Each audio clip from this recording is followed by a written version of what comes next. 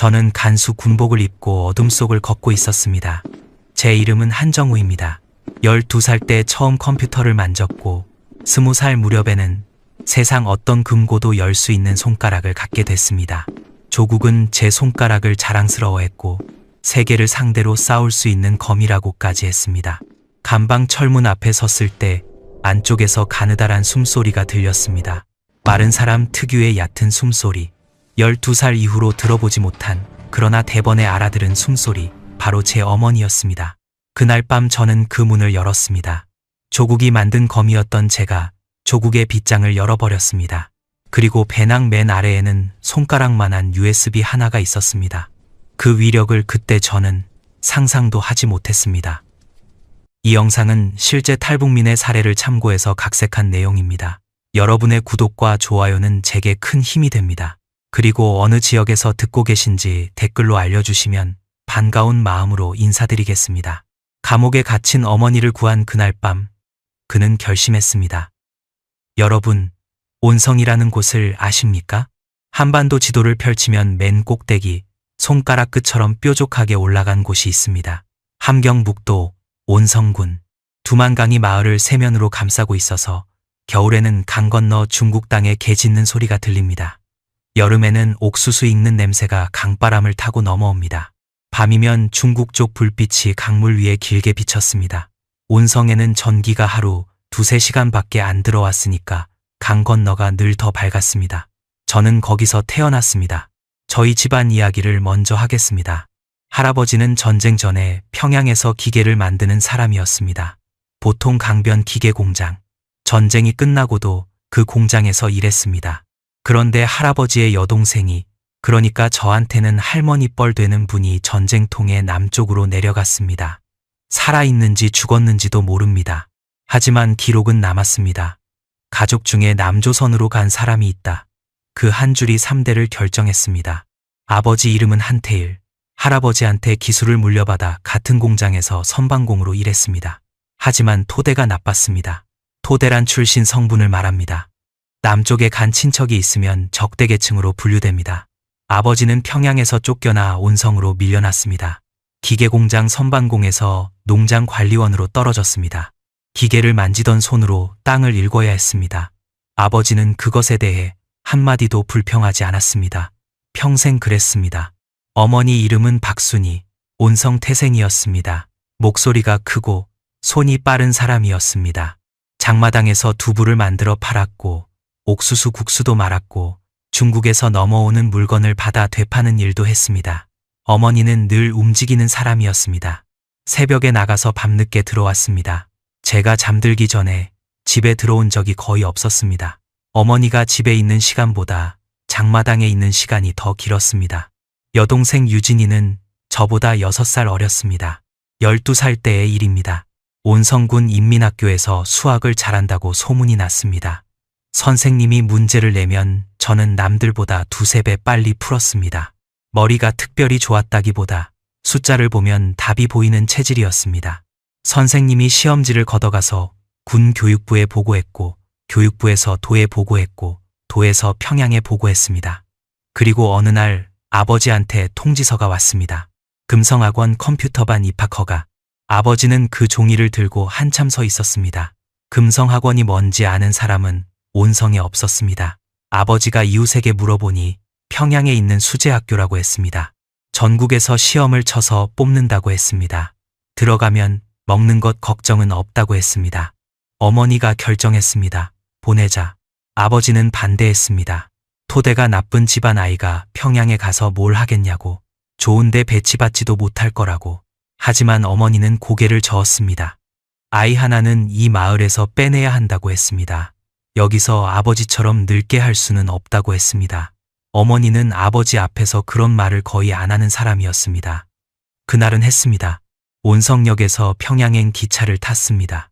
기차라고 해봐야 객차 서너 칸짜리 완행열차였습니다. 좌석 쿠션은 다 뜯겨 나가고 나무 의자만 남아 있었습니다.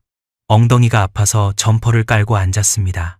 함경선을 타고 청진까지 가서 갈아타고 또 갈아타야 평양이 나옵니다. 이틀이 걸렸습니다. 어머니가 역 앞까지 따라왔습니다. 어머니는 울지 않았습니다. 대신 제 점퍼 주머니에 삶은 달걀 4개를 넣어줬습니다. 달걀이 주머니 안에서 따뜻했습니다. 2개는 기차에서 먹고 2개는 평양에 도착해서 먹으라고 했습니다. 그리고 한마디 했습니다. 잘 먹어라. 거기 가면 밥은 나온다. 기차가 출발할 때 유진이가 울었습니다. 6살이었으니까요. 어머니는 유진이를 안은 채 한 손을 들었습니다. 저는 창문에 이마를 대고 그 손이 안 보일 때까지 봤습니다. 어머니의 손은 장마당에서 두부를 짜던 손이라 손가락 마디가 굵었습니다. 그 굵은 손가락이 흔들리는 게 창문 너머로 보였습니다. 점점 작아졌습니다. 역 건물에 가려졌습니다. 사라졌습니다. 그게 마지막이었습니다. 어머니 곁에서 보낸 마지막 아침. 물론 그때는 몰랐습니다. 평양에 도착했을 때 저는 달걀을 3개 먹은 상태였습니다. 2개만 먹으려 했는데 배가 너무 고파서 하나를 더 먹었습니다. 4번째 달걀은 평양까지 남겨두려 했지만 기차가 함흥부근에서 4시간을 멈춰섰을 때 결국 먹었습니다. 솔직히 말하면 의지력이라는 게 삶은 달걀 앞에서는 의미가 없더란 말입니다. 평양역에 내렸을 때 주머니에 달걀은 없었고 껍데기만 남아 있었습니다. 금성학원은 만경대구역에 있었습니다. 학교라기보다 군대 같았습니다. 기숙사 침대가 2층이었고 이불은 군용 담요였고 기상은 새벽 6시였습니다. 씻는 물은 찬물뿐이었습니다. 겨울에 그 찬물로 세수를 하면 손가락 끝이 갈라졌습니다. 수건이 얼 때도 있었습니다. 복도에는 소독약 냄새가 배어 있었는데 그 냄새가 담요에도 옷에도 못 맞습니다. 12살짜리 애들이 줄 맞춰 서서 이를 닦는 모습은 지금 생각하면 신병훈련소와 다를 게 없었습니다. 하지만 컴퓨터실은 달랐습니다. 처음 컴퓨터를 본 날을 잊을 수가 없습니다. 방 하나에 20대가 놓여 있었습니다. 모니터는 두꺼운 브라운관이었고 본체에서 윙하는 소리가 났습니다. 전기 사정이 좋지 않아서 발전기를 따로 돌렸습니다. 발전기가 돌아가면 바닥이 진동했습니다. 그 진동이 의자 다리를 타고 올라와서 발바닥까지 울렸습니다. 선생님이 전원 버튼을 누르라고 했을 때 모니터에 파란 화면이 켜졌습니다. 커서가 깜빡였습니다. 그 깜빡임을 보는 순간 심장이 빨라진 걸 기억합니다. 태어나서 처음으로 뭔가에 빠졌습니다. 키보드를 치면 화면이 바뀝니다. 명령을 넣으면 기계가 대답합니다. 틀리면 오류를 보여주고 맞으면 결과를 보여줍니다. 거짓말을 하지 않는 세상이었습니다. 온성의 장마당에서는 사람들이 입으로 한 말과 실제가 늘 달랐습니다. 하지만 컴퓨터는 정직했습니다. 입력한 만큼 정확히 출력이 나왔습니다. 그게 좋았습니다. 그해 겨울이었습니다. 선생님이 수업 시간에 작은 물건을 하나 들어 보였습니다. 손가락 반마디만한 크기였습니다. 저장 장치라고 했습니다. 이 안에 자료를 넣고 빼고 할 수 있다고. 선생님이 그걸 컴퓨터에 꽂으니까 화면에 파일 목록이 떴습니다. 글자며 사진이며 프로그램이며 그 작은 것 안에 전부 들어 있었습니다. 선생님이 말했습니다. 이건 조국의 비밀이 담기는 물건이다. 절대 함부로 만지면 안 된다. 저는 그 물건을 한참 봤습니다. 손가락보다 작은 것에 세상이 들어간다. 그게 신기했습니다. 그때는 그냥 신기하기만 했습니다. 금성학원에서 배운 것은 2가지뿐이었습니다. 위대한 수령님의 혁명 역사와 컴퓨터, 다른 과목은 없었습니다. 주체 경제학도, 사회학도, 철학도 없었습니다. 혁명 역사와 프로그래밍 언어, 이 2개만 머릿속에 집어넣었습니다. 한 번은 반 동무한테 물어본 적이 있습니다. 왜 우리는 다른 과목을 안 배우냐고. 그 동무가 눈을 크게 뜨고 저를 보더니 말했습니다. 당에서 필요하다고 한 걸 배우는 거지 왜 쓸데없는 걸 배우고 싶어 하냐고. 저는 고개를 끄덕이고 입을 다물었습니다. 틀린 말은 아니었습니다. 하지만 컴퓨터를 배우면서 한 가지는 알게 됐습니다. 코드에는 이유 없는 오류가 없습니다. 모든 오류에는 원인이 있고 원인을 찾으면 고칠 수 있습니다. 그런데 이 세상에는 이유를 물으면 안 되는 일이 너무 많았습니다. 배급이 줄어도 이유를 모르고 전기가 끊겨도 이유를 모르고 다른 과목이 없는 것도 이유를 모릅니다. 의문을 품었다기보다 그냥 이상하다고 느꼈습니다. 10서너 살짜리가 품을 수 있는 정도의 이상함이었습니다. 금성학원을 졸업하면 갈 수 있는 곳은 2군데뿐이었습니다. 김일성 종합대학 금성반 아니면 김책공업 종합대학. 저는 김일성 종합대학에 배정됐습니다. 금성반은 일반 학과와 달리 2년 반 과정의 특설 학부였습니다. 한 해에 금성학원에서 100명, 금성제일중학교에서 100명, 합쳐서 200명이 두 대학으로 나뉘어 갔습니다. 대학에서도 배운 것은 두 가지뿐이었습니다. 혁명 역사와 코딩. 다만 코딩의 수준이 달라졌습니다. 금성학원에서 글자를 배웠다면 대학에서는 문장을 쓰는 법을 배웠습니다. 프로그래밍 언어의 구조, 네트워크의 원리, 암호의 논리, 모니터 5대를 동시에 켜놓고 5가지 작업을 한꺼번에 처리하는 훈련도 했습니다. 눈과 손가락이 따로 움직이는 법을 2년 반 동안 몸에 새겼습니다. 졸업할 무렵 기관들이 학교로 찾아왔습니다. 인민무력부, 총정치국, 정찰총국, 힘있는 군 기관들이 먼저 학생을 골랐습니다. 그 다음에 당사나 기관들이 왔습니다. 3.1 3총국이라고도 불리는 조선컴퓨터센터, 75 지도국, 국가정보화국, 3.1 3총국은 해외에 기술자를 보내서 외화를 벌어들이는 기관이었습니다. 학생이 200명 뿐이니 서로 데려가려고 경쟁이 치열했습니다. 나중에 알게 된 사실인데 기관들은 대학 간부과에 학생 한 명당 $10,000를 냈습니다. 사람을 사고 파는 것과 다를 게 없었습니다. 물론 그때 저는 그런 걸 몰랐습니다. 저는 3.1 3총국에 배치됐습니다. 해외 파견 인력으로 분류됐습니다. 배치 통보를 받던 날 간부가 한마디 했습니다. 너는 이제 조국의 검이다. 세계를 상대로 싸워라. 20살이었습니다. 검이라는 말이 자랑스러웠습니다. 솔직히 말하면 온몸에 전기가 통하는 것 같았습니다. 조국이 나를 필요로 한다는 사실이 가슴을 뜨겁게 했습니다. 아버지의 토대 때문에 평생 밀려나기만 했던 우리 집안에서 저는 처음으로 인정받은 사람이었습니다.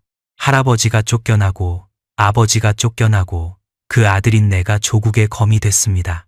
3대 만에 처음이었습니다. 해외로 나가기 전 열흘간의 휴가가 주어졌습니다. 온성으로 돌아갔습니다. 기차로 이틀. 8년 만에 보는 고향은 많이 달라져 있었습니다. 아니, 달라진 게 아니라 더 허물어져 있었습니다. 장마당은 여전히 시끌벅적했지만 파는 물건이 줄었고 길가의 집들은 벽이 더 갈라져 있었습니다. 골목에서 풍기는 냄새도 달라져 있었습니다. 예전에는 옥수수 익는 냄새가 났는데 이제는 나무 태우는 냄새와 쓰레기 냄새가 섞여 있었습니다. 아버지는 48이었습니다. 예순으로 보였습니다.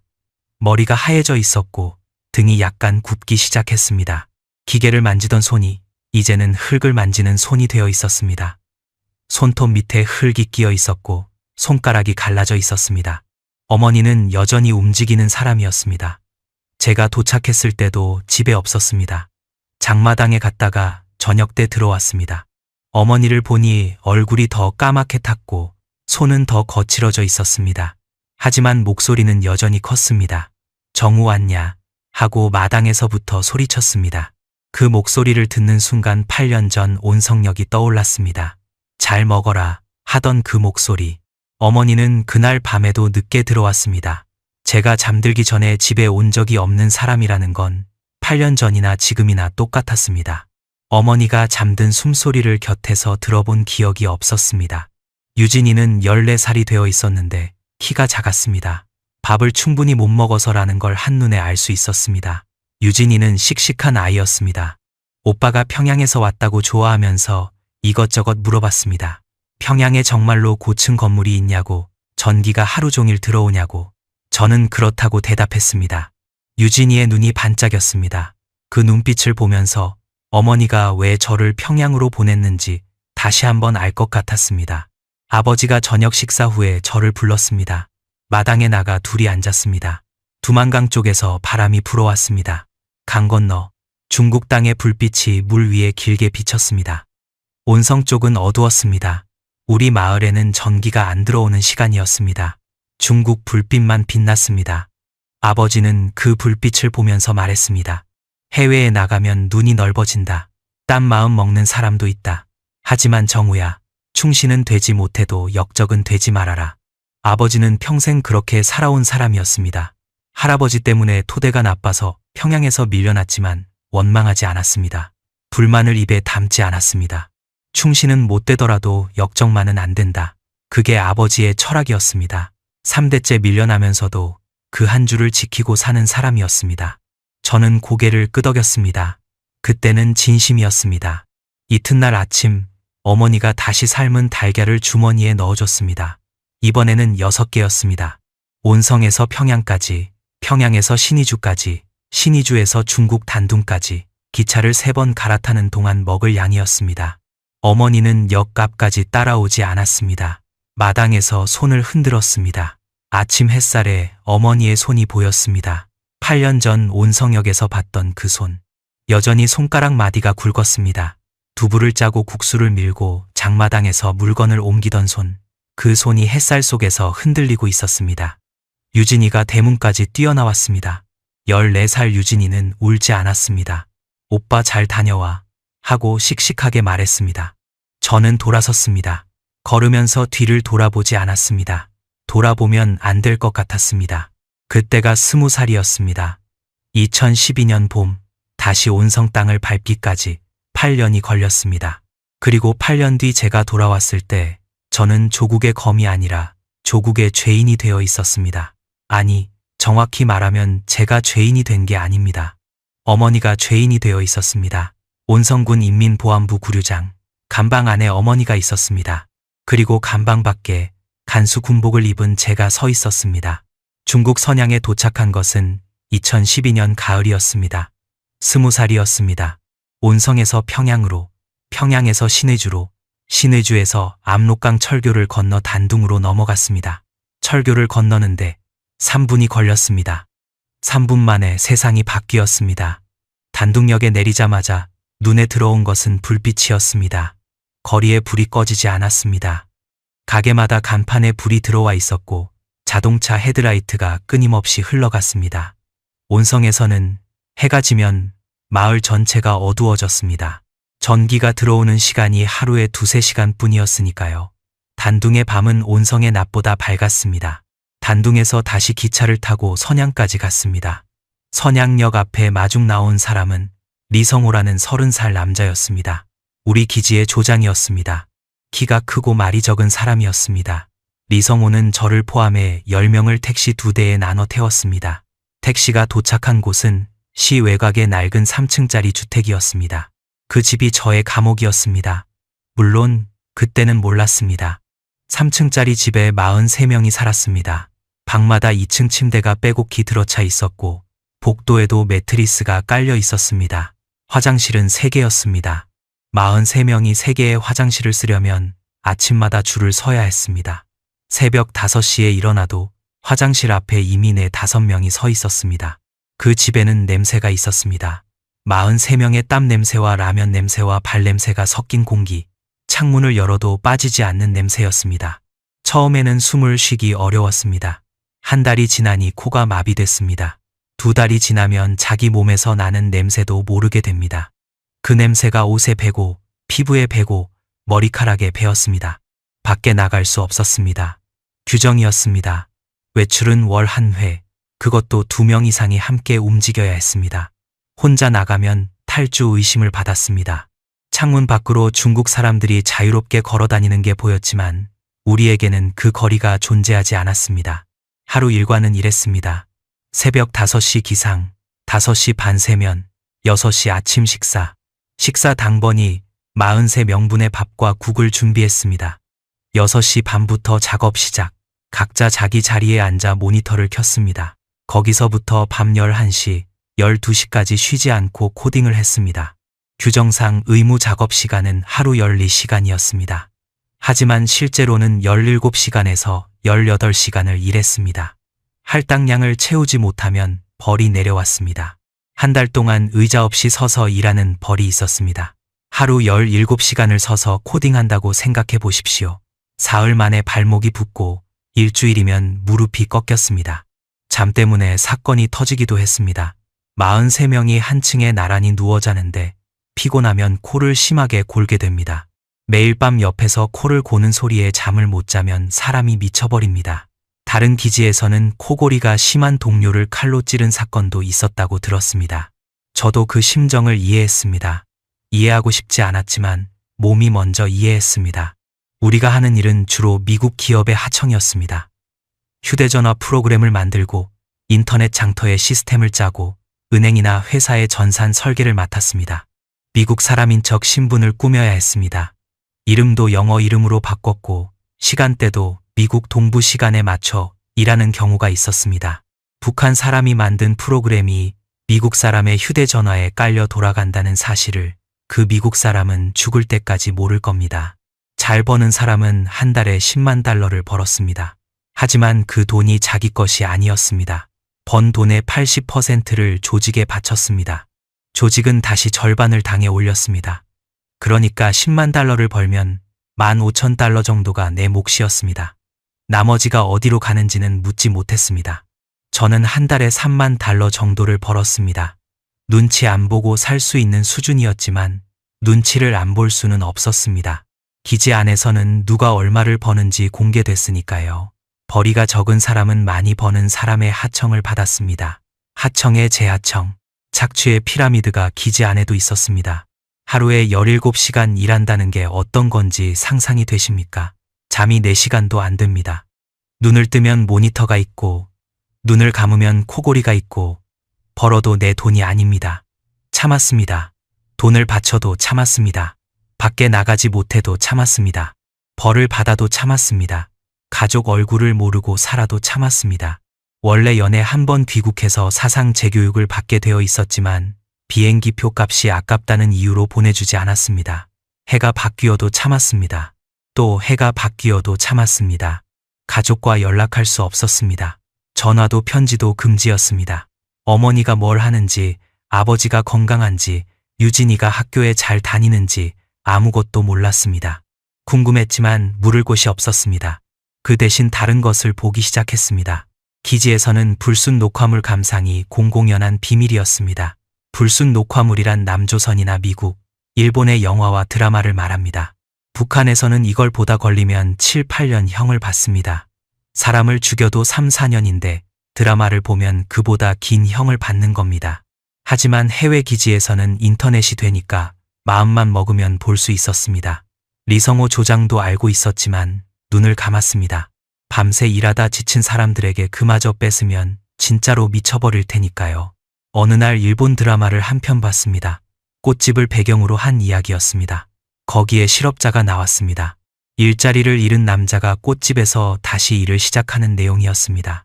저는 그 장면에서 멈췄습니다. 우리가 교육받은 내용과 달랐습니다. 자본주의 사회에서는 실업자가 거리에서 굶어 죽는다고 배웠습니다. 사람들이 자기만 알고 남을 돕지 않는다고 배웠습니다. 그런데 드라마 속 사람들은 실업자를 고용하고 밥을 먹이고 다시 일어서게 도와주고 있었습니다. 드라마는 드라마일 뿐이라고 생각할 수도 있습니다. 하지만 제가 매일 하청을 받아 코딩하는 미국 기업들의 시스템 안에 직원들의 보험이 있었고 휴가가 있었고 퇴직금이 있었습니다. 코드를 짜면서 그들의 급여 체계를 볼 수 있었으니까요. 내가 코딩하는 프로그램 안에 그들의 삶이 들어 있었습니다. 그 삶은 내가 배운 것과 달랐습니다. 금성학원에서 품었던 의문이 여기서 답을 찾기 시작했습니다. 이유를 물으면 안 되는 세상, 그 이유를 이제 알 것 같았습니다. 모르게 하려는 것이었습니다. 알면 균열이 생기니까요. 한번 금이 간 유리는 원래대로 돌아가지 않습니다. 저도 그랬습니다. 그 무렵 밤에 잠이 안 올 때가 많았습니다. 43명의 코골이 소리를 듣고 누워있으면 천장만 보였습니다. 어느 날 밤 복도로 나왔더니 리성호가 먼저 나와 있었습니다. 계단에 앉아 담배를 피우고 있었습니다. 옆에 앉았습니다. 한참 아무 말 없이 앉아 있었습니다. 리성호가 먼저 입을 열었습니다. 나도 고향에 어머니가 있다. 7년째 못 봤다. 하지만 돌아가면 다시 나올 수 없다. 여기서 버티는 게 돈이라도 보내는 길이다. 저는 물었습니다. 그래도 보고 싶지 않습니까? 리성호가 담배 연기를 길게 내뱉었습니다. 한참 뜸을 들이다 말했습니다. 보고 싶은 거랑 갈 수 있는 건 다른 문제다. 저는 대답하지 못했습니다. 리성호의 말이 맞았으니까요. 보고 싶다고 갈 수 있는 게 아니었습니다. 여기 43명 전부가 그랬습니다. 보고 싶은 사람이 있지만 갈 수 없는 사람들. 그게 우리의 삶이었습니다. 리성호는 그런 사람이었습니다. 현실을 받아들이고 그 안에서 최선을 찾는 사람. 돌아가지 않는 것이 가족을 지키는 방법이라고 믿는 사람. 틀린 말이 아니었습니다. 그때는요. 8년이 그렇게 흘렀습니다. 2012년 가을에 도착해서 2013년이 되고 14년이 되고 해가 바뀔 때마다 달력만 바뀌었습니다. 하는 일은 같았습니다. 모니터 앞에 앉아 코드를 짜고 돈을 벌고 80%를 바치고 남은 돈으로 라면을 사 먹고 자고 다시 모니터 앞에 앉았습니다. 2020년 초에 코로나가 터지면서 북한과의 왕래가 완전히 끊겼습니다. 5, 6년째 가족 얼굴을 못 본 사람도 있었습니다. 저도 온성 소식을 모르고 살았습니다. 그러다 2020년 봄 어머니 소식을 들었습니다. 기지 근처에 사는 조선족 브로커가 전해준 소식이었습니다. 이 브로커는 북한과 중국 사이에서 돈을 전해주는 중간 역할을 하는 사람이었는데 가끔 기지 사람들에게 고향 소식을 전해주기도 했습니다. 물론 돈을 받고요. 브로커가 말했습니다. 온성에서 송금 브로커를 하던 여자가 잡혔는데 이름이 박순이라고. 비법 국제통신, 그러니까 외국과 불법 전화를 한 혐의로 구류장에 들어갔다고. 박순이, 어머니 이름이었습니다. 가슴이 쿵 내려앉았습니다. 어머니가 송금 브로커를 하고 있었다는 사실도 그때 처음 알았습니다. 솔직히 말하면 당연한 일이었습니다. 두부를 팔아서는 세 식구가 먹고 살 수 없었을 겁니다. 아버지는 농장 관리원 월급으로는 쌀 한 대도 사기 어려웠을 거고요. 어머니는 늘 움직이는 사람이었습니다. 가만히 앉아 굶길 바에야 위험한 일이라도 하는 사람이었습니다. 송금 브로커란 한국에 있는 탈북자가 북한 가족에게 돈을 보내고 싶을 때 중간에서 전달해주는 일입니다. 이 과정에서 비법 전화, 그러니까 중국 쪽 휴대전화를 써야 합니다. 북한에서 외국과 한 통화만 해도 반국가 범죄입니다. 어머니는 이 일로 전에도 한 번 잡힌 적이 있었습니다. 2012년 제가 선양에 도착한 바로 그 해였습니다. 어머니가 교화소에서 5년을 살았다는 걸 저는 8년이 지나서야 알았습니다. 교화소, 남한의 교도소와 비슷한 곳이지만 비교가 안 될 만큼 가혹한 곳입니다. 강제 노동의 굶주림에 매달 사람이 죽어 나옵니다. 어머니는 거기서 5년을 버텼습니다. 그 사이 아버지 혼자 유진이를 키웠습니다. 어머니는 출소 뒤 다시는 안 한다고 결심했지만 먹고 살 길이 없어 다시 시작한 겁니다. 그런데 이번에는 형이 무거웠습니다. 비법 통신으로 4년 3개월, 예전에는 2년이 최대였는데 최근 들어 형벌이 급격히 강해졌다고 했습니다. 사람을 죽여도 3년인 나라에서 전화 한 통에 4년 3개월이었습니다. 4년 3개월이면 어머니는 56이 됩니다. 교화소에서 56까지 살 수 있을까? 어머니는 키가 작고 마른 사람이었습니다. 이미 한 번 5년을 살고 나온 몸이었습니다. 거기서 4년을 더 버틸 체력이 아니었습니다. 저는 선양 기지의 2층 침대 위에 누워서 천장을 봤습니다. 43명의 코골이 소리가 들렸습니다. 모니터의 대기 화면 불빛이 천장에 파랗게 비쳤습니다. 그 빛을 보면서 생각했습니다. 혼자 탈북하면 어떻게 될까? 두만강을 건너 한국으로 가는 방법은 알고 있었습니다. 기지에서 몰래 빠져나가 브로커를 찾으면 됩니다. 하지만 저 혼자 탈북하면 어머니는 교화소에서 죽는 겁니다. 아버지와 유진이는 저 때문에 관리소로 끌려갑니다. 가족 중에 탈북자가 나오면 남은 가족이 보복을 받는 게 북한의 법입니다. 탈북은 답이 아니었습니다. 리성호의 방법, 여기서 버티면서 돈을 보내는 것도 답이 아니었습니다. 어머니는 구류장에서 호송을 기다리고 있었습니다. 교화소로 가면 끝입니다. 며칠을 고민했습니다. 모니터 앞에 앉아 코딩을 하면서도 머릿속에는 어머니만 떠올랐습니다. 콘크리트 바닥에 앉아있는 어머니, 마른 손으로 무릎을 감싸고 있는 어머니, 두부를 짜고 국수를 밀고 장마당을 뛰어다니던 그 손이 지금은 무릎 위에 가만히 놓여있을 어머니. 그러다 한 가지 생각이 떠올랐습니다. 돌아가자. 내가 직접 어머니를 빼내자. 미친 생각이었습니다. 해외 파견 인력이 제 발로 북한에 돌아가는 경우는 거의 없습니다. 돌아가면 다시 나오기 어렵습니다. 게다가 구류장에서 사람을 빼내겠다는 건 구류장 안에 들어갈 방법이 있어야 한다는 뜻입니다. 리성호라면 미쳤다고 했을 겁니다. 보고 싶은 거랑 갈 수 있는 건 다른 문제라고.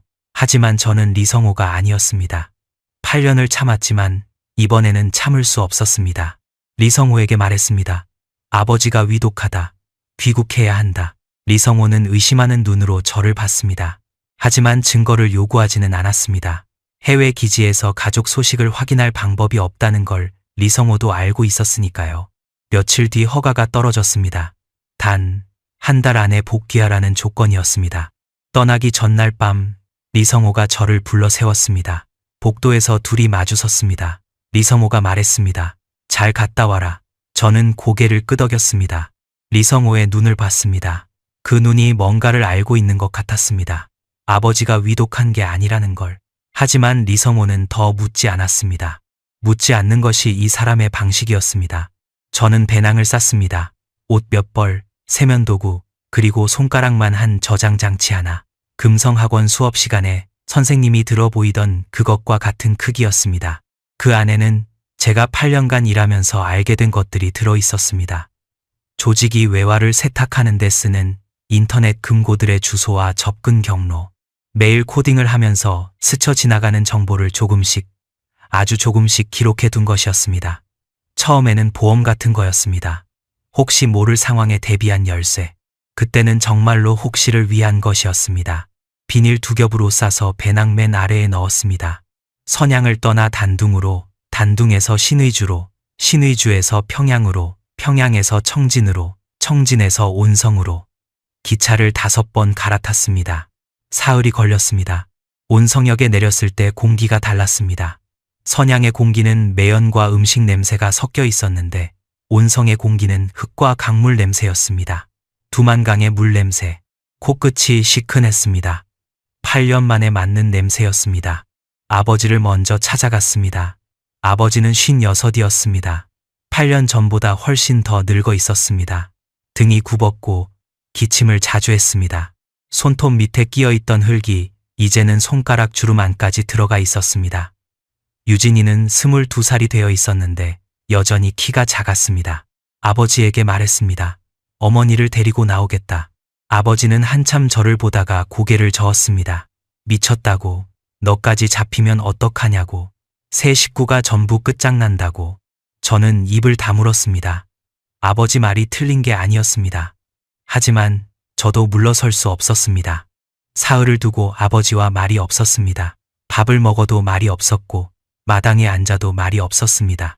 유진이만 오빠 왜 그래, 아버지 왜 그래 하고 물었지만 아무도 대답하지 않았습니다. 온성을 떠나기 전날 밤이었습니다. 아버지가 저를 마당으로 불렀습니다.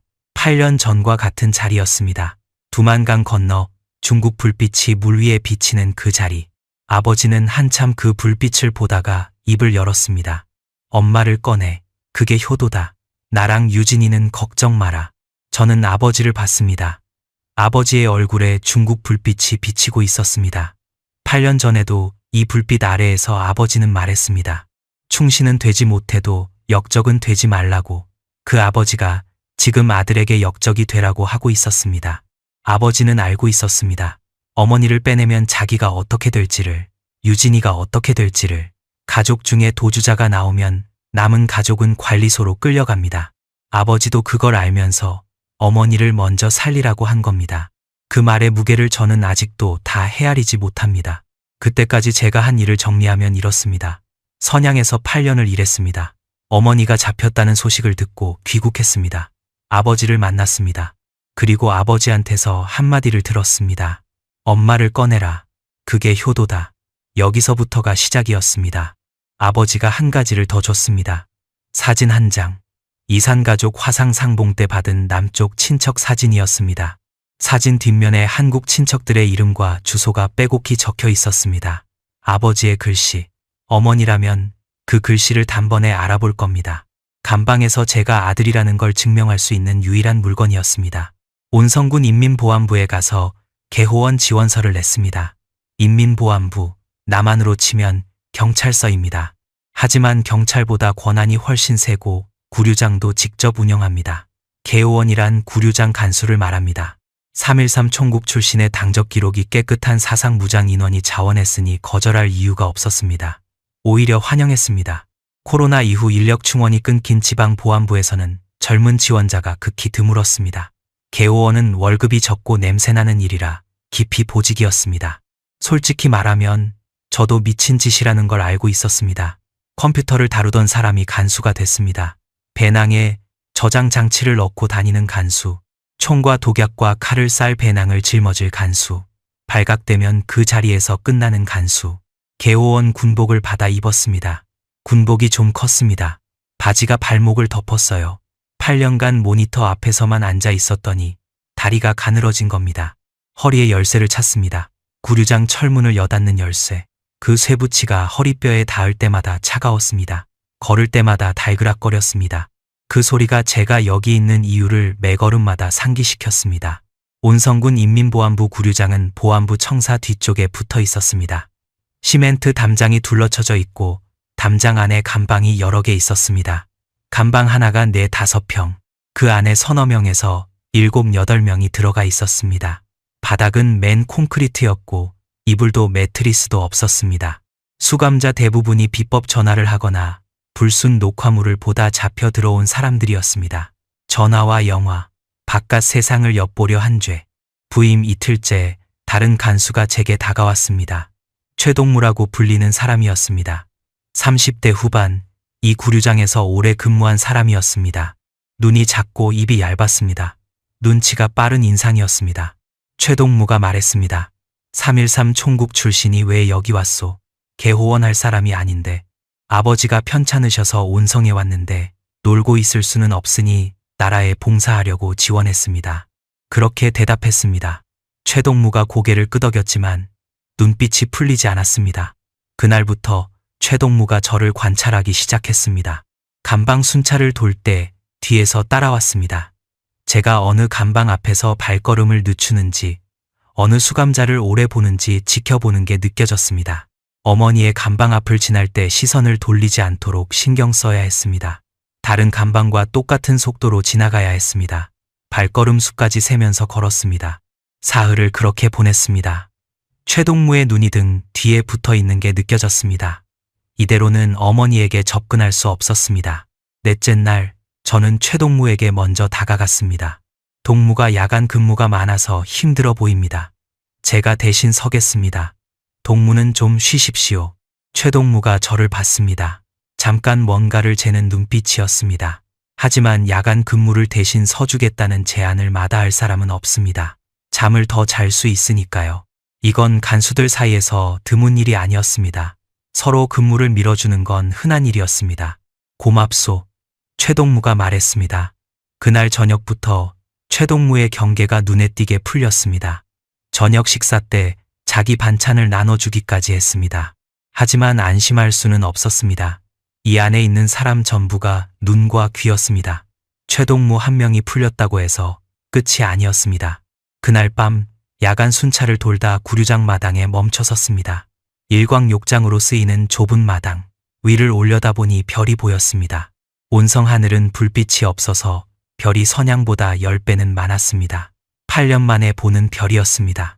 선양에서는 밤하늘을 올려다본 적이 없었습니다.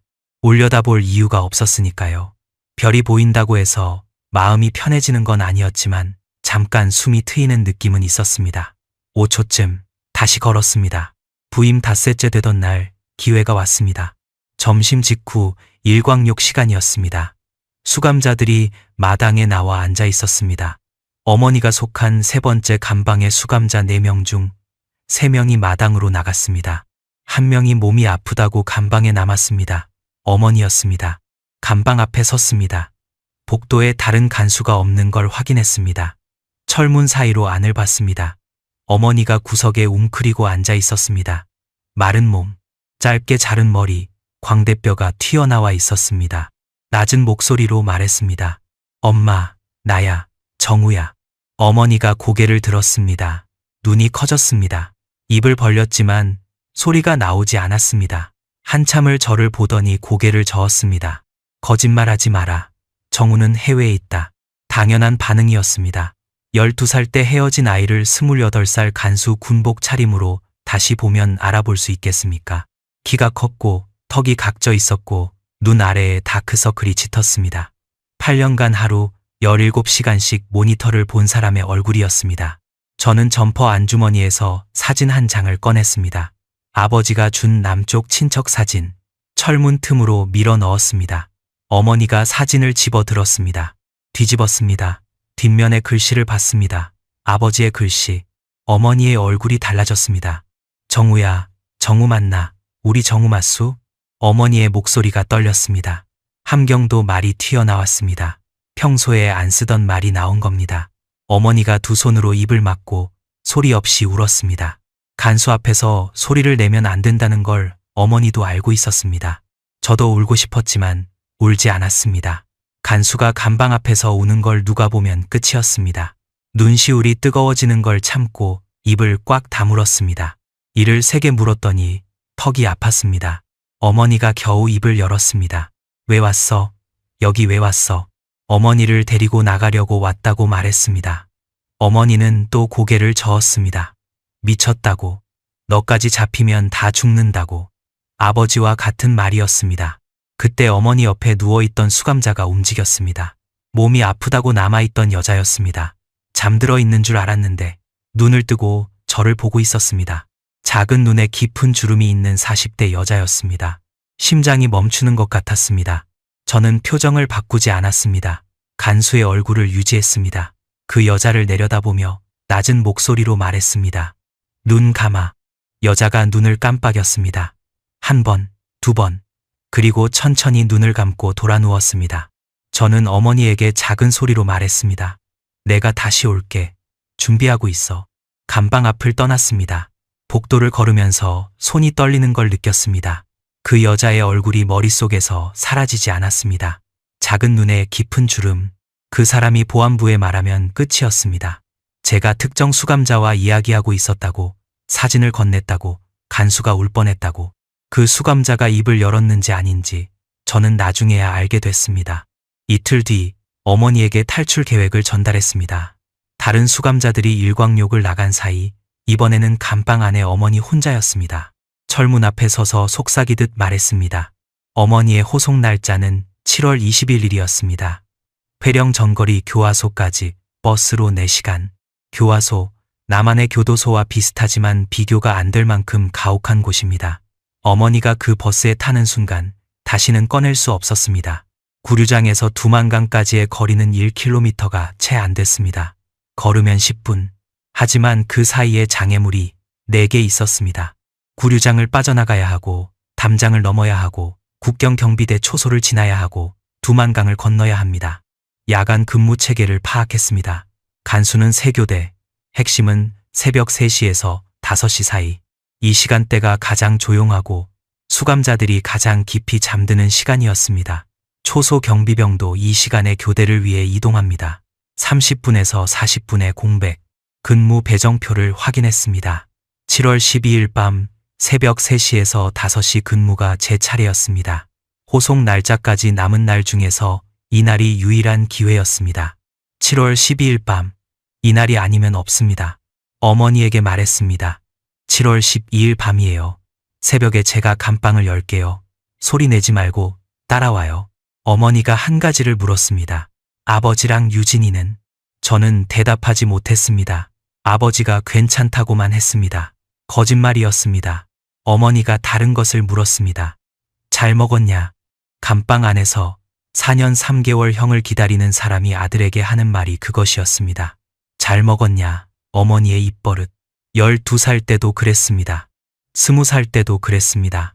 감방 콘크리트 바닥에 앉아서도 어머니가 할 줄 아는 사랑은 그것뿐이었습니다. 밥 먹었냐? 잘 먹어라. 네, 잘 먹었습니다. 어머니는 아주 천천히 고개를 끄덕였습니다. 7월 12일이 됐습니다. 그날 밤 계획에 없던 일이 벌어졌습니다. 낮 동안 평소와 똑같이 근무했습니다. 감방을 순찰하고 식사를 배급하고 수감자들을 일광욕장으로 내보내고 다시 들였습니다. 점심때 밥을 먹으려 했지만 목구멍으로 넘어가지 않았습니다. 반 공기도 못 먹었습니다. 손이 떨리는 게 느껴져서 주먹을 꽉 쥐고 다녔습니다. 열쇠가 허리에서 달그락거릴 때마다 심장이 뛰었습니다. 해가 졌습니다. 9시, 10시, 점점 어두워졌습니다. 구류장 안에 불이 꺼지고 수감자들이 콘크리트 바닥에 누워 잠들기 시작했습니다. 숙소로 돌아가 배낭을 쌌습니다. 전날 밤부터 하나씩 준비해둔 것들이었습니다. 옥수수 빵 4개와 삶은 달걀 6개, 물통 하나, 갈아입을 옷 2벌, 독약, 보안부 의무실에서 빼낸 것이었습니다.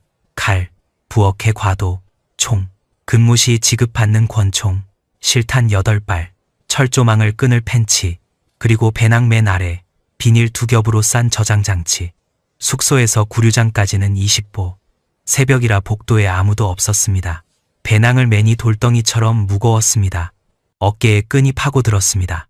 잡히면 죽겠다고 결심했습니다. 독약을 먹고 칼로 찔러서 그렇게 결심하니 이상하게 평온해졌습니다. 사람이 죽음을 각오하면 손떨림도 멈춥니다.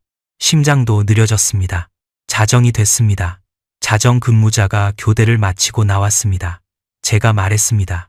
내가 5시까지 서겠다. 들어가서 자라. 자정 근무자는 고맙다고 하고 숙소로 들어갔습니다.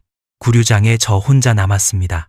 새벽 1시, 2시 기다렸습니다. 열쇠를 만지작거렸습니다. 주머니에 손을 넣었다 뺐다 했습니다. 복도를 왔다 갔다 했습니다. 발소리가 콘크리트에 부딪혀 울렸습니다. 감방 안에서 누군가 뒤척이는 소리가 들렸습니다. 멈췄습니다. 다시 조용해졌습니다. 다시 걸었습니다. 새벽 2시 반, 어머니의 감방으로 갔습니다. 열쇠를 꺼냈습니다. 손가락이 차가웠습니다. 7월인데도 새벽 공기는 서늘했습니다. 열쇠를 자물쇠에 넣고 돌렸습니다. 찰칵, 그 소리가 구류장 전체에 울리는 것 같았습니다. 실제로는 아주 작은 소리였지만 제 귀에는 총소리만큼 크게 들렸습니다. 철문을 열었습니다. 안에서 어머니가 이미 앉아 있었습니다. 잠을 안 잔 겁니다. 기다리고 있었습니다. 옆에 누운 다른 수감자 3명은 깊이 잠들어 있었습니다. 깨어있던 그 여자도 잠들어 있었습니다. 아니, 잠든 척인지도 몰랐습니다. 확인할 여유가 없었습니다. 어머니가 일어섰습니다. 소리 없이 발소리를 죽이기 위해 맨발이었습니다. 제가 손짓했습니다. 따라와. 일부러 반말을 했습니다. 감방을 나왔습니다. 복도를 지났습니다. 일광욕장으로 나가는 문을 열고 좁은 마당을 가로질렀습니다. 콘크리트 바닥에 달빛이 비쳤습니다. 하늘에 구름이 적어서 달이 밝았습니다. 길이 보이는 대신 우리도 보입니다. 예심과 사무실 쪽으로 가려는데 멈췄습니다. 예심과의 불이 켜져 있었습니다. 문틈으로 빛이 새어 나오고 있었습니다. 누군가 안에 있다는 뜻이었습니다. 야근을 하는 건지 서류를 정리하는 건지 이유는 알 수 없었습니다. 하지만 예심과를 통과하지 않으면 청사 뒷문으로 나갈 수 없었습니다. 어머니가 제 팔을 잡았습니다. 어머니도 그 불빛을 봤습니다. 3초 동안 생각했습니다. 일광욕장 반대편에 수감자용 화장실이 있었습니다. 화장실 창문이 청사 외벽 쪽으로 나 있다는 걸 순찰대에 봐두었습니다. 창문으로 나가면 뒷문을 거치지 않고 담장에 접근할 수 있습니다. 하지만 창문이 작았습니다. 어머니에게 손짓했습니다. 이쪽으로. 방향을 틀어 화장실로 갔습니다. 문을 열었습니다. 안에서 소독약 냄새가 났습니다. 금성학원 복도의 냄새와 비슷했습니다. 창문은 어른 상체가 겨우 빠져나갈 크기였습니다. 걸쇠를 열고 밀었습니다. 녹이 슬어서 뻑뻑했습니다. 힘을 줘서 밀었더니 끼익 소리가 났습니다. 멈췄습니다. 숨을 죽였습니다. 아무 반응이 없었습니다. 다시 밀었습니다. 열렸습니다. 어머니가 먼저 빠져나갔습니다. 어머니는 몸이 작았습니다. 구류장에서 제대로 못 먹어서 40kg도 안 되는 몸이었습니다. 겨우 빠져나갔습니다. 제가 따라 나갔습니다. 어깨가 걸렸습니다. 배낭을 벗어 먼저 밀어넣고 몸을 비틀어 빠져나왔습니다. 창틀 모서리에 팔이 긁혔습니다. 피가 났지만 느낄 겨를이 없었습니다. 밖으로 나오니 청사 외벽이었습니다. 담장까지 열보, 뛰지 않았습니다. 뛰면 발소리가 납니다. 빠르게 걸었습니다. 담장 아래에 도착했습니다. 배수구 옆에 시멘트가 갈라진 부분, 발을 디딜 수 있는 틈, 먼저 올라가서 손을 내밀었습니다. 어머니가 제 손을 잡았습니다. 잡아 끌어올렸습니다. 어머니는 가벼웠습니다. 52살 여자의 몸이 아이처럼 가벼웠습니다. 담장 반대편으로 내려갔습니다. 풀밭이었습니다. 무릎까지 올라온 풀 사이에 발이 묻혔습니다. 바람이 불었습니다. 두만강 쪽에서 불어오는 바람. 물 냄새가 났습니다. 강이 가까웠습니다. 어머니와 눈이 마주쳤습니다. 달빛 아래 어머니의 얼굴이 보였습니다. 아무 말도 하지 않았습니다. 그냥 서로 살아있다는 걸 확인했습니다. 3초. 다시 걸었습니다. 논길과 풀밭이 번갈아 나왔습니다. 어둠 속에서 방향을 잡기 어려웠지만 물 냄새를 따라갔습니다. 냄새가 짙어지면 맞는 방향이었습니다. 초소가 보였습니다. 불이 꺼져 있었습니다. 교대 시간에 맞춘 것이 맞았습니다. 시간을 아끼기 위해 오해하지 않고 바로 지나쳤습니다. 철조망에 도착했습니다. 펜치를 꺼내려고 배낭을 내렸는데 어머니가 가리키는 곳이 있었습니다. 철조망 아래의 구멍, 짐승이 파놓은 것인지 빗물에 패인 것인지 사람 하나가 납작하게 엎드리면 지나갈 크기였습니다. 어머니가 먼저 들어갔습니다. 제가 따라 들어갔습니다. 어깨가 걸렸습니다. 배낭을 벗어 먼저 밀어넣고 몸을 비틀어 나왔습니다. 철조망 가시에 팔이 또 긁혔습니다. 철조망을 지나니 강변이었습니다. 자갈밭이 발밑에서 서걱거렸습니다. 두만강이 눈앞에 있었습니다. 예상보다 물이 많았습니다. 며칠간 비가 왔던 탓에 수위가 올라가 있었습니다. 물소리가 들렸습니다. 빠르지는 않았지만 느리지도 않은 물소리. 어머니가 물가에서 멈췄습니다. 어머니는 수영을 못합니다. 제가 먼저 물에 들어갔습니다. 발목, 무릎, 허벅지. 7월이었지만 강물은 차가웠습니다. 허벅지부터 감각이 둔해졌습니다. 한 손에 총을 들었습니다. 왼손으로 총, 오른손으로 어머니 팔. 어머니에게 말했습니다. 내 팔을 놓지 마. 물이 깊어지면 내 어깨를 잡아. 절대 놓으면 안 돼.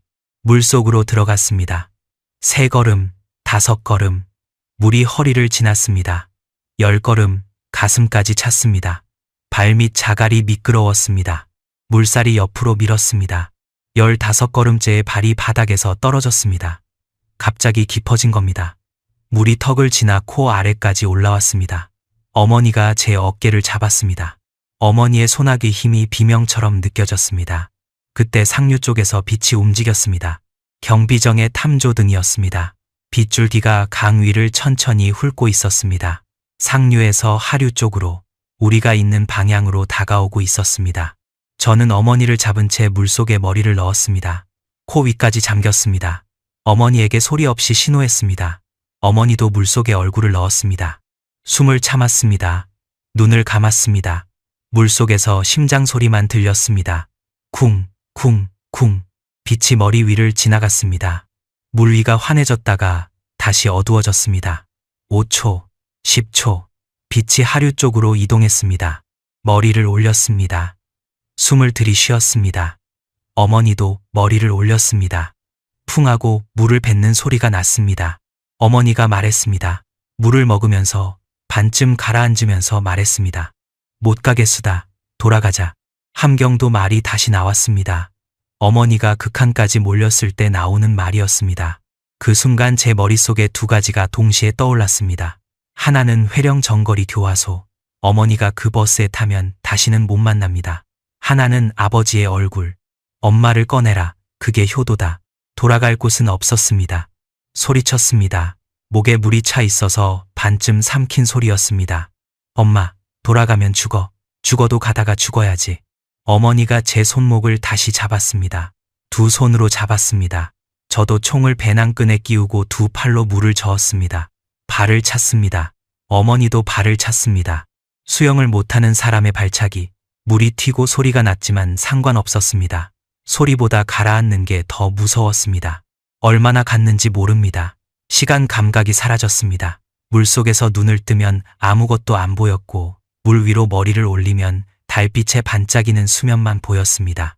방향도 알 수 없었습니다. 그냥 앞으로. 그때 발이 닿았습니다. 자갈. 발바닥 아래에 자갈이 있었습니다. 물이 얕아지고 있었습니다. 가슴, 허리, 허벅지, 무릎, 물이 빠져나갔습니다. 어머니도 발이 땅에 닿았습니다.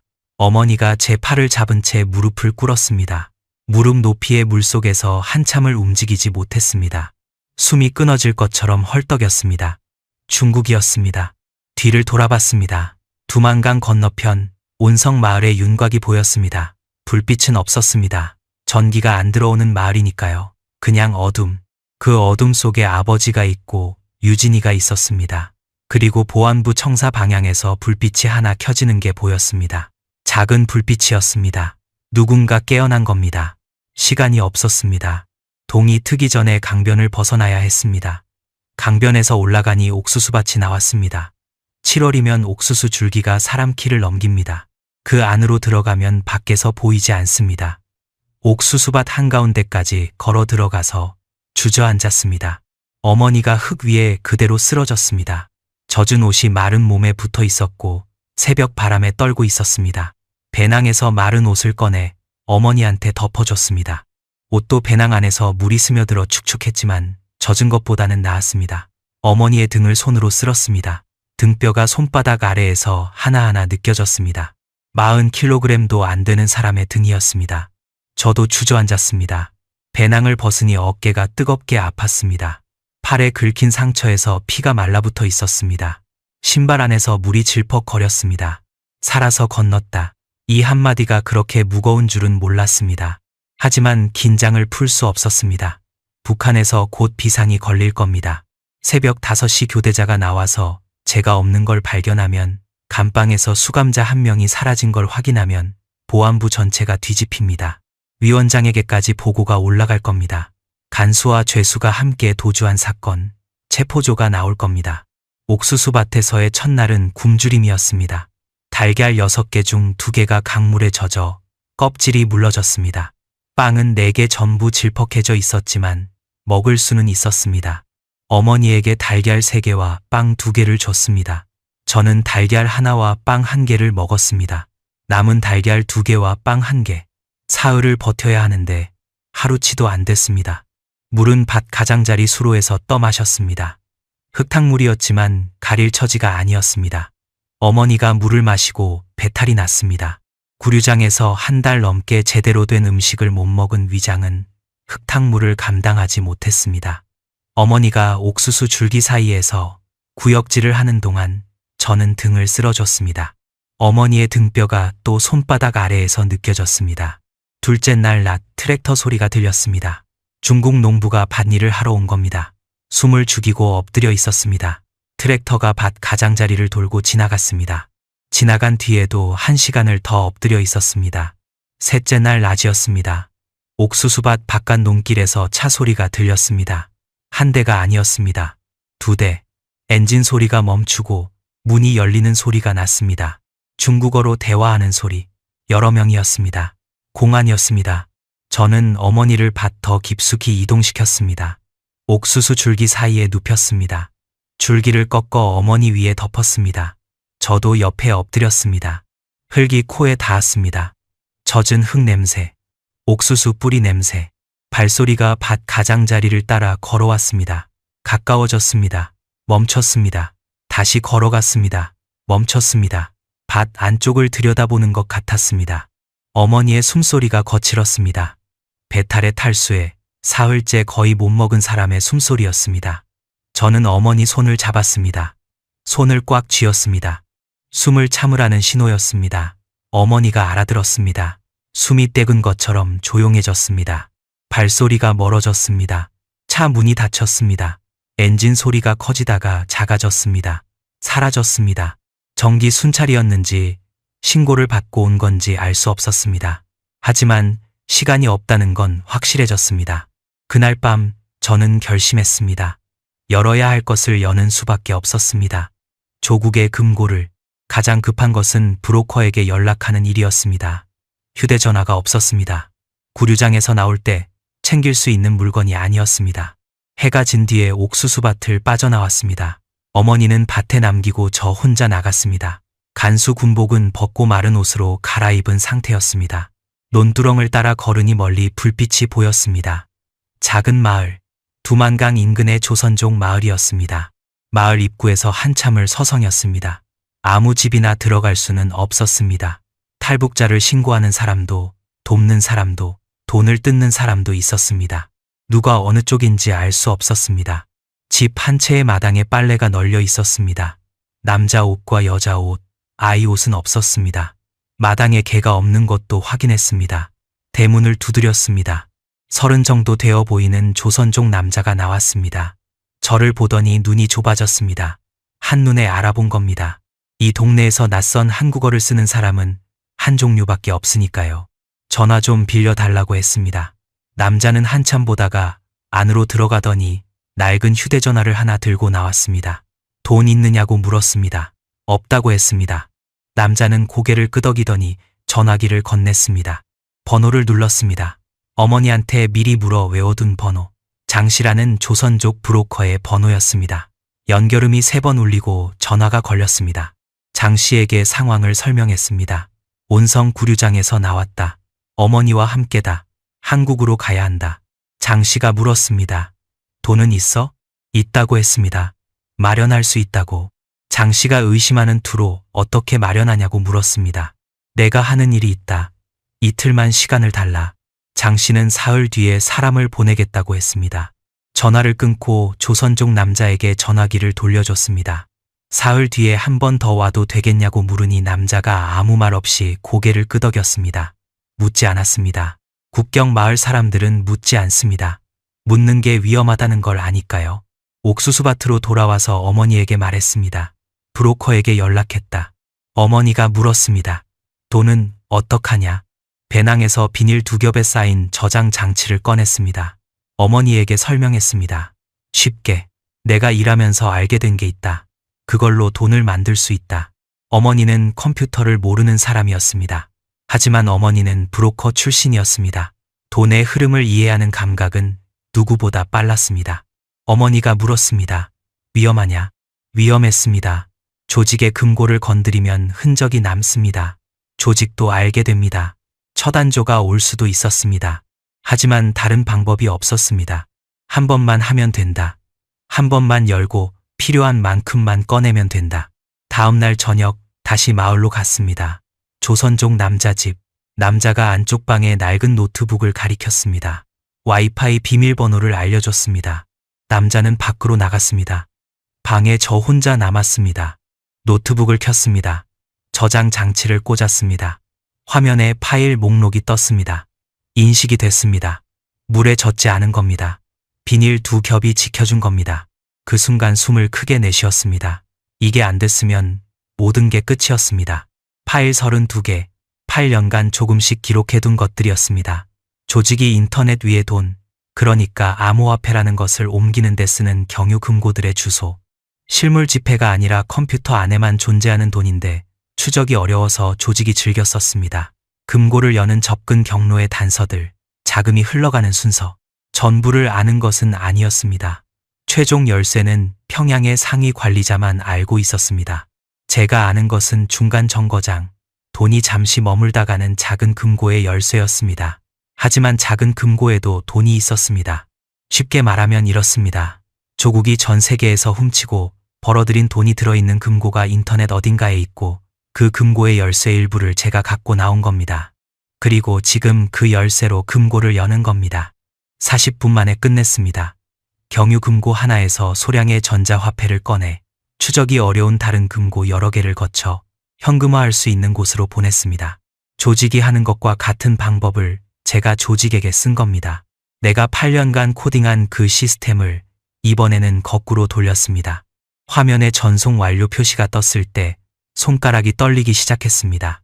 강을 건널 때도 안 떨리던 손이 방금 제가 한 일의 의미를 손가락이 먼저 알아챈 겁니다. 조국이 전 세계에서 모은 돈의 일부를 조국이 만든 해커가 다시 해킹한 겁니다. 저장 장치를 뽑고 접속 흔적을 지웠습니다. 완벽하지는 않았습니다. 시간이 부족했습니다. 하지만 이 낡은 노트북까지 추적해올 가능성은 낮다고 판단했습니다. 조직은 금고가 털린 것은 알겠지만 누가 어디서 열었는지 알아내려면 시간이 걸립니다. 그 시간 안에 중국을 떠나야 했습니다. 방에서 나왔습니다. 조선족 남자가 마당에서 담배를 피우고 있었습니다. 고맙다고 했습니다. 남자는 고개만 끄덕였습니다. 옥수수밭으로 돌아가면서 생각했습니다. 방금 꺼낸 그 돈은 어디서 온 돈입니까? 조직이 해외 기업을 해킹해서 훔친 돈입니다. 그 돈이 핵실험에 쓰이고 미사일에 쓰이고 위원장의 사치에 쓰이는 돈입니다. 깨끗한 돈이 아니었습니다. 하지만 깨끗한 선택지는 처음부터 없었습니다. 더러운 돈으로 어머니와 제 목숨을 사는 겁니다. 그게 우리한테 주어진 전부였습니다. 나흘째 아침 장 씨가 보낸 사람이 옥수수밭 근처에 나타났습니다. 기침 소리 3번. 약속된 신호였습니다. 저는 어머니의 손을 잡고 일어섰습니다. 40대 정도 되어 보이는 조선족 여자가 옥수수밭 입구에 서 있었습니다. 장 씨가 보낸 사람이었습니다. 여자는 우리를 보더니 아무 말 없이 고개만 끄덕였습니다. 논길에 검은색 승합차가 서 있었습니다. 뒷좌석에 어머니와 제가 탔습니다. 여자가 운전석에 앉았습니다. 차가 출발했습니다. 흙길을 달리다 포장도로로 올라섰습니다. 어머니는 차에 타자마자 눈을 감았습니다. 사흘 동안 거의 못 잔 사람이었습니다. 제 어깨에 기대어 잠들었습니다. 어머니의 머리가 가벼웠습니다. 머리카락이 짧아서 목덜미가 보였습니다. 구류장에서 짧게 깎인 머리였습니다. 1시간쯤 달렸을 때 앞에 차가 막혔습니다. 도로 위에 차 2대가 가로로 서 있었습니다. 검문이었습니다. 공안이었습니다. 운전하던 여자가 속도를 줄이며 한마디 했습니다. 조선어로 자연스럽게 하시오. 차가 멈췄습니다. 공안이 운전석 창문을 두드렸습니다. 여자가 창문을 내렸습니다. 중국어로 대화가 오갔습니다. 저는 중국어를 알아들을 수 있었습니다. 선양에서 8년을 살았으니까요. 공안이 물었습니다. 어디 가느냐? 여자가 대답했습니다. 친척 집에 간다. 공안이 뒷좌석을 봤습니다. 저와 잠든 어머니를. 저는 휴대전화를 보는 척했습니다. 장 씨의 사람이 미리 건넨 중국 휴대전화였습니다. 화면을 아무렇게나 누르면서 시선을 아래로 향했습니다. 어머니는 여전히 잠들어 있었습니다. 아니, 잠든 건지 깨어 있으면서 눈을 감고 있는 건지 알 수 없었습니다. 어머니는 상황을 본능적으로 읽는 사람이었습니다. 장마당에서 단속이 나오면 누구보다 빨리 물건을 감추던 사람이었으니까요. 공안이 저를 봤습니다. 2초, 3초. 공안의 눈이 제 얼굴에서 팔로, 팔에서 손으로 내려갔습니다. 손에 철조망에 긁힌 상처가 있었습니다. 딱지가 앉아 있었지만 아직 선명했습니다. 4초, 5초. 공안이 고개를 돌렸습니다. 운전석 여자에게 중국어로 말했습니다. 가시오. 차가 출발했습니다. 검문소를 지나 200m쯤 갔을 때 제 손에서 휴대전화가 미끄러져 떨어졌습니다. 손에 힘이 빠진 겁니다. 발밑에 떨어진 전화기를 줍는데 손가락이 말을 안 들었습니다. 8년간 모니터 앞에서 움직이던 손가락이 검문 5초 만에 굳어버렸습니다. 어머니가 눈을 떴습니다. 역시 깨어 있었습니다. 어머니가 아무 말 없이 제 손을 잡았습니다. 어머니의 손이 차가웠습니다. 7월인데도 어머니의 손은 늘 차가웠습니다. 구류장 콘크리트의 냉기가 아직 손에 남아있는 것 같았습니다. 선양까지 차로 8시간이 걸렸습니다. 해가 뜨고 다시 질 때쯤 선양 시내에 들어섰습니다. 가는 도중에 총을 처리해야 했습니다. 보안부에서 가져온 권총. 중국 안에서 총기를 소지하고 있다가 걸리면 즉시 체포됩니다. 비행기는 당연히 못합니다. 장 씨의 사람이 말했습니다. 총을 넘기라고. 저는 그 총을 두만강에서 쥐고 건넌 사람이었습니다. 잡히면 쏘고 못 뛰면 자신에게 쏘겠다고 결심한 총이었습니다. 하지만 이제 그 총은 필요 없었습니다. 아니, 필요 없는 게 아니라 위험한 물건이 된 겁니다. 총을 넘겼습니다. 장 씨의 사람을 통해 처리됐습니다. 어떤 경로인지는 자세히 말하기 어렵습니다. 총이 손에서 떠나는 순간 배낭이 가벼워졌습니다. 물리적 무게만 가벼워진 게 아니었습니다. 저는 더 이상 간수가 아니었습니다. 더 이상 사이버 전사도 아니었습니다. 그냥 어머니를 데리고 도망치는 28살 남자였습니다. 선양에서 이틀을 숨었습니다. 장 씨가 마련한 아파트에서 어머니와 둘이 지냈습니다. 솔직히 말하면 거기까지 어떻게 왔는지 저도 잘 모르겠습니다. 감방문을 열고 담장을 넘고 강을 건너고 옥수수밭에서 사흘을 버티고 조국의 돈을 훔쳤습니다. 이 모든 걸 한 사람이 저라는 게 믿기지 않았습니다. 아파트 욕실 거울에 비친 제 얼굴을 봤습니다. 눈 아래 다크서클, 팔에 철조망 상처, 이마에 생긴 잔주름. 28인데 35으로 보이는 얼굴이었습니다. 어머니는 뜨거운 물로 샤워를 했습니다. 샤워 부스에서 한참을 나오지 않았습니다. 물소리만 들렸습니다. 구류장에서는 찬물도 제대로 못 썼으니까요. 뜨거운 물이 몸에 닿는 것만으로도 한참을 서 있고 싶었을 겁니다. 저는 방에 앉아 그 물소리를 듣고 있었습니다. 위조 여권이 나왔습니다. 중국 조선족 이름으로 만들어진 여권이었습니다. 사진을 찍을 때 표정을 바꾸라는 지시를 받았습니다. 원래 얼굴이 너무 지쳐 보여서 의심받을 수 있다는 거였습니다. 거울 앞에서 웃는 연습을 했습니다. 입꼬리가 올라가지 않았습니다. 웃는 법을 잊어버린 사람처럼 억지로 입을 벌렸습니다. 거울 속 얼굴이 웃고 있는 건지 찡그리고 있는 건지 구분이 안 됐습니다. 장 씨의 계획은 이랬습니다. 선양에서 비행기로 태국 방콕까지, 방콕의 한국 대사관에 가서 보호를 요청합니다. 이 루트가 탈북자들이 가장 많이 쓰는 경로였습니다. 선양공항에 도착했습니다. 입구에 들어서는 순간 소리가 달라졌습니다. 안내 방송이 중국어와 영어로 울려 퍼지고 있었습니다. 캐리어 바퀴가 바닥에서 구르는 소리, 사람들의 웃음소리, 어딘가로 떠나는 사람들의 소리였습니다. 커피 냄새가 났습니다. 공항 어딘가에 커피 가게가 있었습니다. 온성에서는 맡아본 적 없는 냄새였습니다. 선양 기지에서도 커피를 마신 적은 있지만 기지의 인스턴트 커피와는 다른 진하고 쓴 냄새였습니다. 전광판에 행선지 목록이 떠 있었습니다. 방콕, 도쿄, 서울, 글자들이 줄지어 있었습니다. 서울이라는 글자를 봤을 때 심장이 한번 크게 뛰었습니다. 우리가 갈 곳은 방콕이었지만 최종 목적지는 저 글자 뒤에 있었습니다. 출국 심사대 앞에 줄을 섰습니다. 앞에 10명 정도가 서 있었습니다. 한 명씩 여권을 내밀고 통과했습니다. 줄이 줄어들었습니다. 제 차례가 가까워질수록 다리가 무거워졌습니다. 위조 여권이 안주머니에서 열을 내는 것 같았습니다. 심사대 앞에 서면 그 종이 한 장이 불덩이처럼 뜨겁습니다. 제 차례가 됐습니다. 여권을 내밀었습니다. 심사관이 여권을 받았습니다. 사진을 보고 제 얼굴을 보고 다시 사진을 봤습니다. 컴퓨터 화면에 뭔가를 입력했습니다. 키보드 소리가 났습니다. 제가 8년간 들어온 키보드 소리와 같은 소리였는데 그 순간에는 총소리처럼 들렸습니다. 3초, 4초, 5초. 심사관이 도장을 찍었습니다. 여권을 돌려줬습니다. 통과. 어머니도 통과했습니다. 어머니는 심사대가 뭔지도 잘 모르는 사람이었습니다. 여권을 내밀라고 하면 내밀고, 서라고 하면 서고, 가라고 하면 갔습니다. 오히려 어머니가 더 자연스러웠습니다. 긴장한 얼굴은 의심을 사지만 아무것도 모르는 얼굴은 의심을 사지 않습니다. 비행기 좌석에 앉았습니다. 어머니는 난생 처음 비행기를 타는 거였습니다. 좌석 벨트를 매는 법을 몰라서 제가 채워줬습니다. 안전벨트 잠금 장치가 딸깍 소리를 냈을 때 어머니가 깜짝 놀랐습니다. 무슨 소리냐고, 벨트 소리라고 했습니다. 어머니는 고개를 끄덕이고 창밖을 봤습니다. 비행기가 활주로를 달리기 시작했습니다. 엔진 소리가 커졌습니다. 속도가 붙었습니다. 몸이 좌석에 눌리는 힘이 느껴졌습니다. 바퀴가 땅에서 떨어지는 순간 어머니가 제 팔을 꽉 잡았습니다. 무서워서가 아니었습니다. 창밖에 중국 땅이 보였습니다. 건물이 작아지고 도로가 실처럼 가늘어졌습니다. 구름이 올라왔습니다. 구름 아래 어딘가에 두만강이 있었습니다. 그 강 건너에 온성이 있었습니다. 아버지가 있고 유진이가 있었습니다. 리성호도 선양 어딘가에 있었습니다. 전화를 빌려준 조선족 남자도 국경 마을에 있었습니다. 그 사람들이 전부 구름 아래에 남겨져 있었습니다.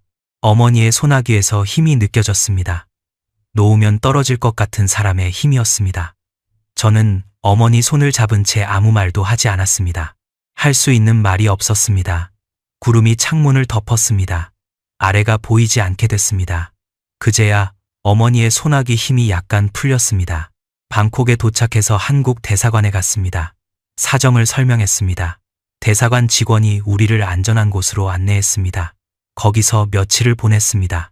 서류를 만들고 조사를 받고 신원을 확인받았습니다. 그 과정은 길고 지루했지만 위험하지는 않았습니다. 이미 안전한 울타리 아니었습니다. 그리고 비행기를 한 번 더 탔습니다. 방콕에서 인천으로. 인천공항에 내렸을 때가 2020년 9월이었습니다. 7월 12일 밤 구류장을 나온 지 2달 만이었습니다. 입국장 유리문이 열렸습니다. 에어컨 바람이 얼굴에 닿았습니다. 찬바람이 아니라 시원한 바람이었습니다. 온성의 강바람과도 달랐고 선양의 찬바람과도 달랐습니다. 사람이 사람을 위해 만든 바람이었습니다. 조명이 밝았습니다. 천장에서 내려오는 흰 빛이 바닥의 대리석에 반사돼서 온 공간이 빛나고 있었습니다. 발밑이 매끄러웠습니다. 구류장 콘크리트도 아니고 옥수수밭 흙도 아니고 두만강 자갈도 아닌 바닥이었습니다. 걸을 때 구두 소리가 또각또각 울렸습니다. 어머니는 신발이 없어서 장씨가 사준 고무 슬리퍼를 신고 있었습니다. 안내 방송이 들렸습니다. 한국어였습니다. 스피커에서 울려 퍼지는 한국어. 북한 말과 억양은 좀 달랐지만 알아들을 수 있는 말이었습니다. 이 공항에 있는 모든 사람이 같은 말을 쓰고 있었습니다.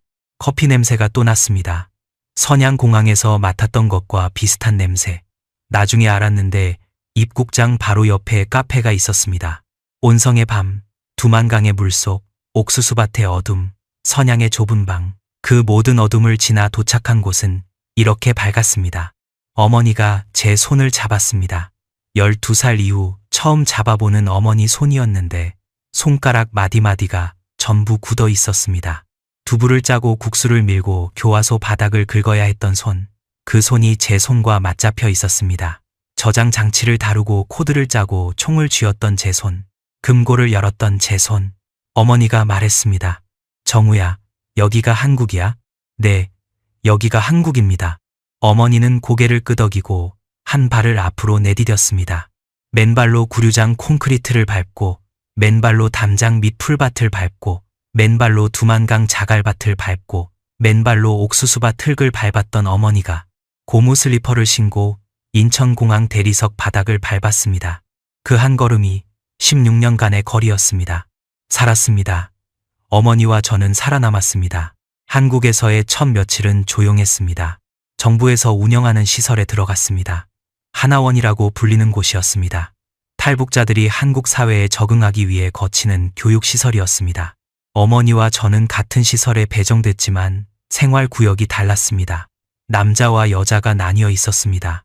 하루에 한 번 면회 시간에 얼굴을 볼 수 있었습니다.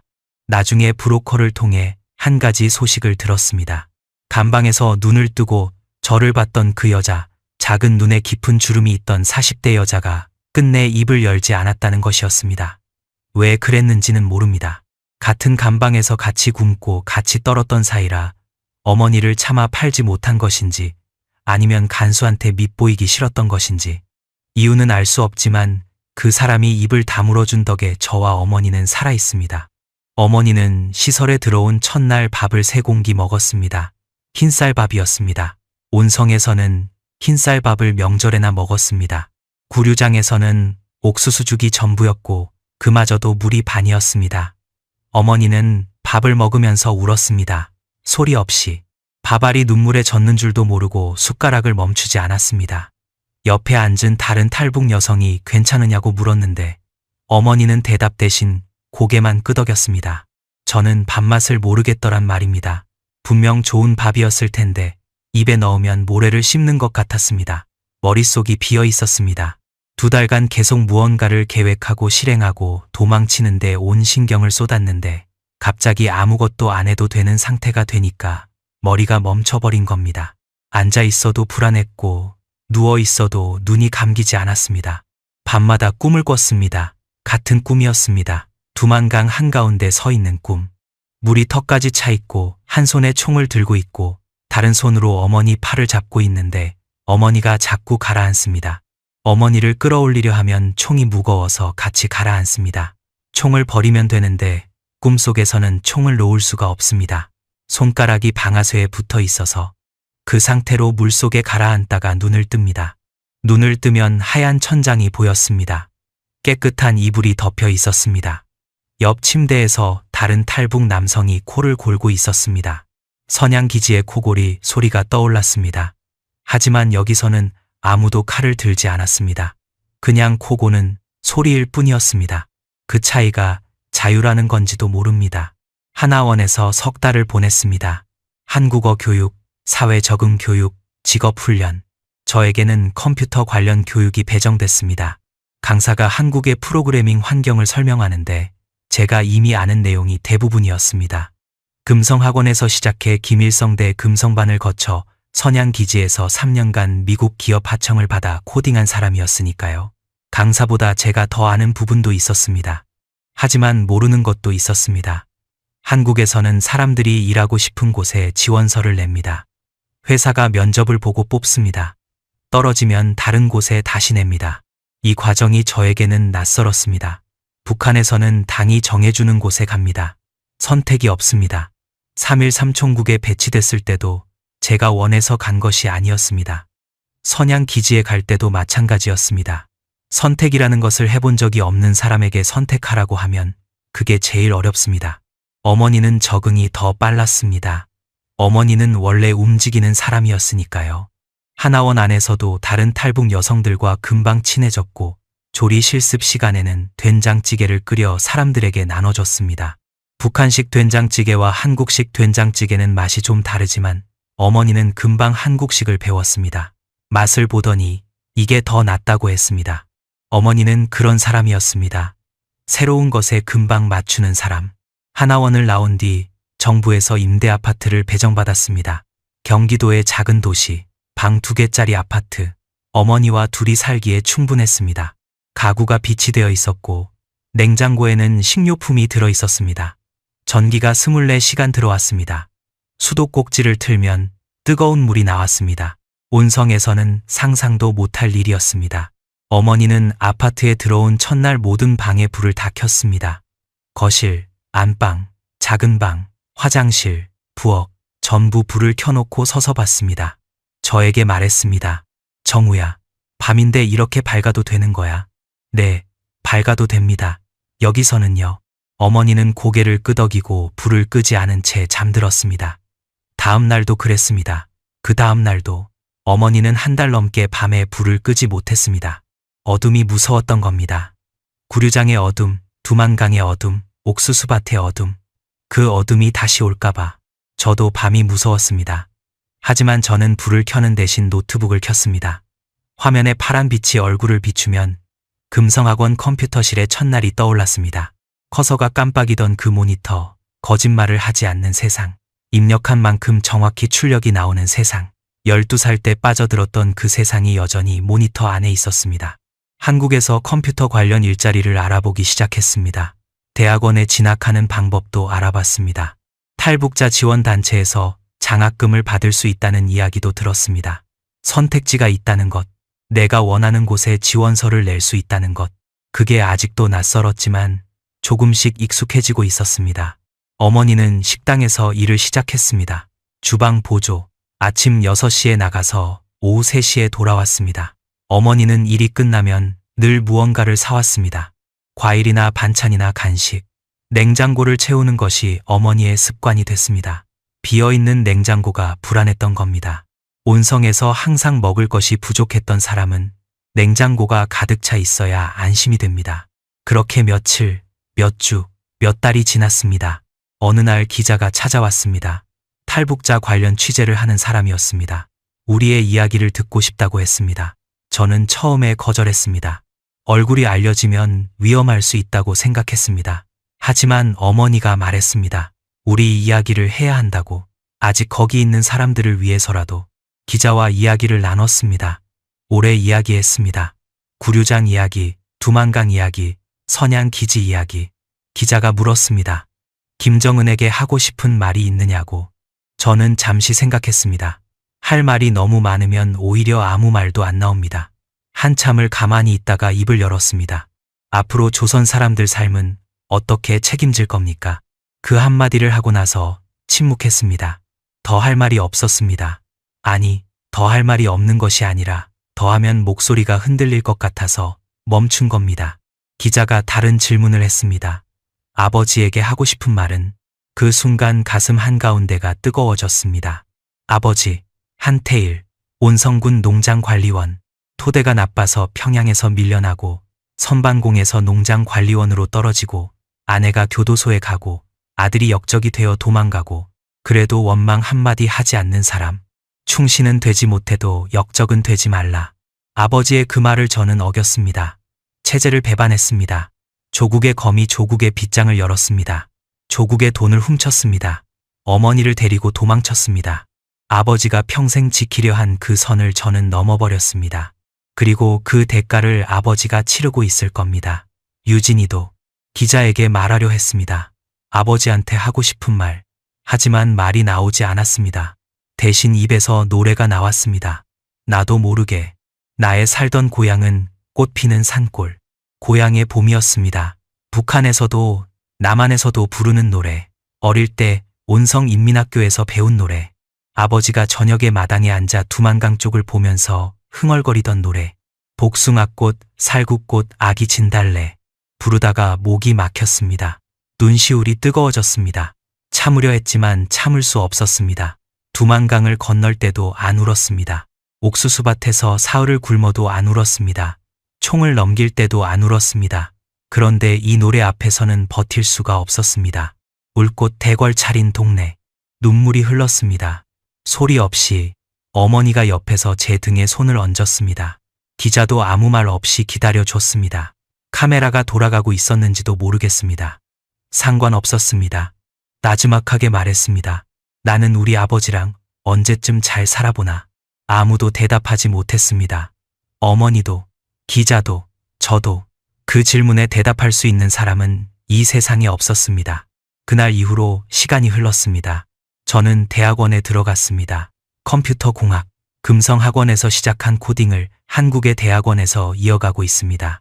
모니터 앞에 앉으면 여전히 12살 때의 그 느낌이 돌아옵니다. 커서가 깜빡이고 명령을 넣으면 기계가 대답합니다. 거짓말을 하지 않는 세상. 그 세상은 온성에서도 평양에서도 선양에서도 인천에서도 똑같았습니다. 다만 이제는 그 손가락으로 금고를 열지 않습니다. 누구의 검도 아닙니다. 그냥 제 코드를 짭니다. 제가 선택한 코드를. 어머니는 식당 일을 그만두고 작은 분식집을 차렸습니다. 떡볶이와 김밥을 팝니다. 손이 빠른 어머니는 김밥을 잘 말았습니다. 온성에서 두부를 짜고 국수를 말던 그 손으로 지금은 김밥을 말고 있습니다. 단골 손님도 생겼습니다. 어머니가 웃는 모습을 한국에 와서 처음 봤습니다. 이가 2개 빠진 채로 웃는 어머니. 구류장에서 이가 빠진 거였습니다. 어머니는 지금도 가끔 새벽에 일어납니다. 부엌 불을 켜지 않고 어둠 속에서 휴대전화를 꺼냅니다. 중국 번호를 누릅니다. 조선족 브로커를 통해 아버지에게 연결되는 번호입니다. 연결음이 울립니다. 뚜, 뚜, 뚜. 3번 울리고 끊깁니다. 다시 누릅니다. 뚜, 뚜, 끊깁니다.